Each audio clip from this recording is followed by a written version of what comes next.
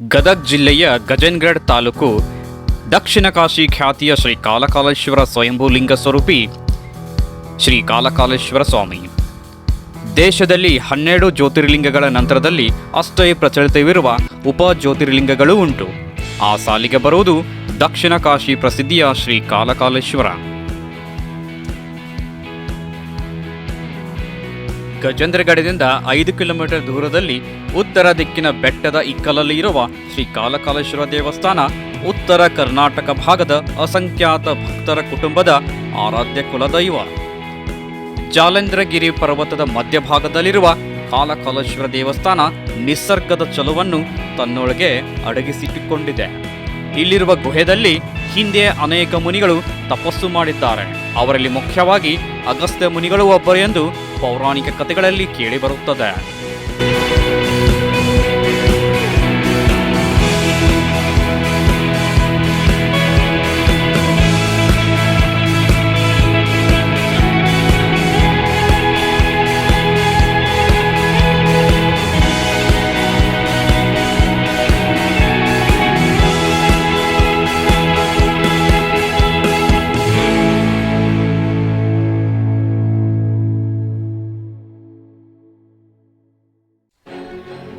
ಸಾವಿರಾರು ವರ್ಷಗಳ ಇತಿಹಾಸ ಹೊಂದಿರುವ ಈ ಬೆಟ್ಟವು ಜಾಲೇಂದ್ರಗಿರಿ ಬೆಟ್ಟವೆಂದು ಖ್ಯಾತಿ. ಸ್ಕಂದ ಪುರಾಣದ ಪ್ರಕಾರ ಜಾಲೇಂದ್ರಗಿರಿ ಧಾಮದಲ್ಲಿ ಲೋಕಕಂಟಕರಾಗಿದ್ದ ಗಜಾಸುರ ಮತ್ತು ನಾಗೇಂದ್ರಾಸುರ ಎಂಬ ದುಷ್ಟಾಸುರನ್ನು ಸಂಹರಿಸಲು ಕಾಲಕಾಲೇಶ್ವರನಾಗಿ ಅವತಾರವೆತ್ತಿದೆ ಎಂಬ ಐತಿಹಾಸಿಕ ಉಲ್ಲೇಖಗಳಿವೆ.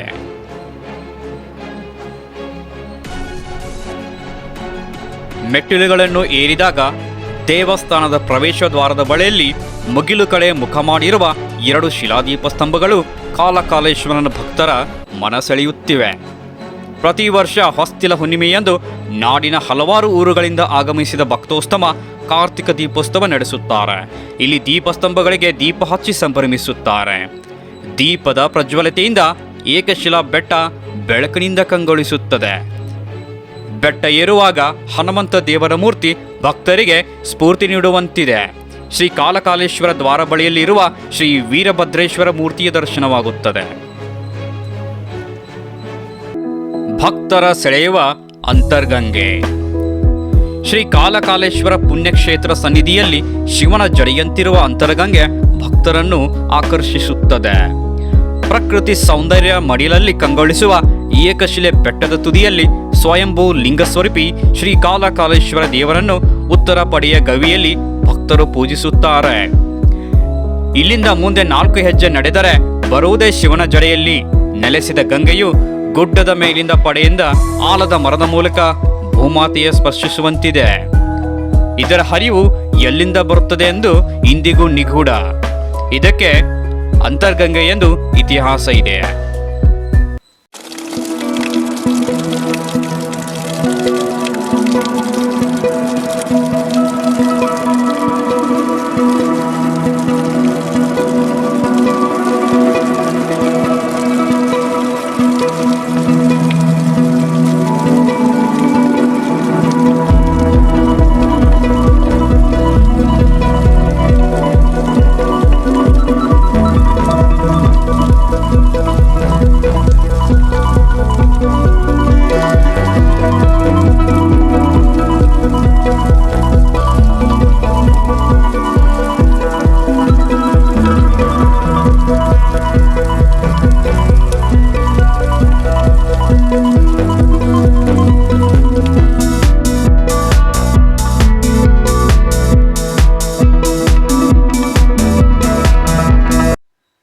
ಏಕಶಿಲಾ ಬಂಡೆಯಿಂದ ನಿರ್ಮಿತ.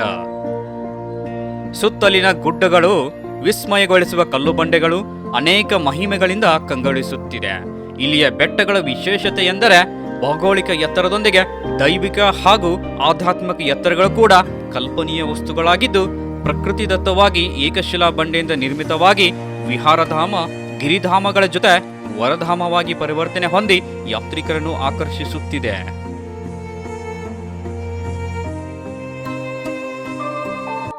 ಕಾಲಕಾಲೇಶ್ವರ ದೇವಸ್ಥಾನದ ವಿಸ್ಮಯದ ಸಂಗತಿಗಳು. ಕಾಲಕಾಲೇಶ್ವರ ದೇವಸ್ಥಾನವನ್ನು ದಕ್ಷಿಣದ ಕಾಶಿ ಎಂದು ಕರೆಯುತ್ತಾರೆ. ಇಲ್ಲಿ ಶಿವನು ಸಾರ್ವತ್ರಿಕ ಶಕ್ತಿಗಳ ಸಾಕಾರ ರೂಪವಾಗಿದ್ದು ಇಲ್ಲಿ ಕಾಲಕಾಲೇಶ್ವರನ ರೂಪದಲ್ಲಿ ಪೂಜಿಸಲ್ಪಡುತ್ತಾನೆ. ದಂತಕಥೆಯ ಪ್ರಕಾರ ಹೊಸ ವರ್ಷಕ್ಕೆ ಒಂದು ದಿನ ಮೊದಲು ಕಾಲಕಾಲೇಶ್ವರನ ದೇವಸ್ಥಾನದ ಪೂಜಾರಿ ಸುಣ್ಣದ ಕಲ್ಲಿನ ಮಿಶ್ರಣವನ್ನು ತಯಾರಿಸುತ್ತಾರೆ. ದೇವಾಲಯದ ಒಳಗೆ ಈ ಮಿಶ್ರಣದ ಹತ್ತಿರ ಒಂದು ಕುಂಚವನ್ನು ಇರಿಸಲಾಗುತ್ತದೆ.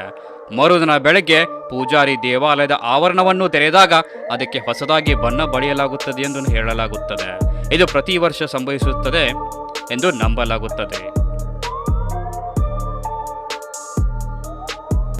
1970ರಲ್ಲಿ ದೇವಾಲಯದಲ್ಲಿನ ಗಂಟೆಗಳು ಇದ್ದಕ್ಕಿದ್ದಂತೆಯೇ ಕಣ್ಮರೆಯಾದವು. ಗಂಟೆಗಳು ನೀಲಿ ಆಕಾಶಕ್ಕೆ ಮಾಯವಾದವು ಎಂದು ಹಿರಿಯರು ಹೇಳುತ್ತಾರೆ. ಈ ಅವಧಿಯಲ್ಲಿ ಗ್ರಾಮವು ಪ್ಲೇಗ್ನಿಂದ ಬಳಲುತ್ತಿತ್ತು. ಗಂಟೆಗಳು ಕಣ್ಮರೆಯಾಗುವುದು ಕೆಟ್ಟ ಶಕುನ ಮತ್ತು ಇದು ಸಾಂಕ್ರಾಮಿಕ ರೋಗ ಹರಡಲು ಒಂದು ಕಾರಣವಾಗಿರಬಹುದು ಎಂದು ಗ್ರಾಮಸ್ಥರು ಅಭಿಪ್ರಾಯಪಟ್ಟಿದ್ದಾರೆ.